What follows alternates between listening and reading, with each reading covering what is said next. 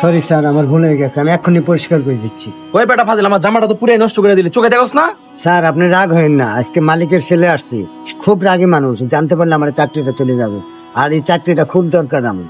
তাহলে তো ভালোই হয়, তোর ঘাড় ধাক্কা দিয়ে বের করে দেওয়া উচিত। আমি এখনই তোর মালিকরে বলতাছি, এরপর দেখ কি হয়। এক্সকিউজ মি, আমি এই রেস্তোরাঁর ওনার। এখানে কোনো সমস্যা?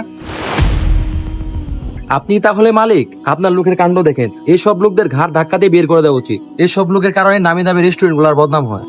হ্যাঁ, আপনি ঠিকই বলেছেন, তবে এদের গাড়টা ধরার আগে আমাদের নিজেদের গাড়টা ঘুরিয়ে কোনটা ঠিক বেঠিক সেটা দেখা উচিত। আর একটু আগে আপনি বললেন না এদের কারণে এই দামি রেস্টুরেন্টগুলোর বদনাম হয়, কিন্তু না, এদের অক্লান্ত পরিশ্রম আর নম্রতায় এইসব কম দামি রেস্টুরেন্টগুলো দামি হয়।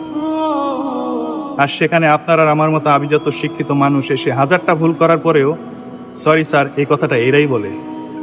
ওয়েটার তো একটা শব্দ মাত্র, এটার ব্যাখ্যা আমরা জানার চেষ্টা করি না। এরা হচ্ছে আমাদের সেবক, আর সেবকের প্রতি আমাদের সহনশীল এবং শ্রদ্ধাশীল হওয়া উচিত। যাই হোক মিস্টার মিরাজ, আমি আমার সম্মানিত কাস্টমারের হয়ে আপনার কাছে ক্ষমা প্রার্থনা করছি। Sorry, please go and carry on your duty. Thank you sir. আজকে আমি আপনার কাছে অনেক কিছু শিখলাম। যেখানে ওর হয়ে আপনি আমার কাছে ক্ষমা চাইতে পারতেন, কিন্তু না, সেখানে আপনি আমার হয়ে ওর কাছে ক্ষমা চাইলেন, নিজেও সম্মানিত হলেন এবং আমাকে সম্মানিত করলেন।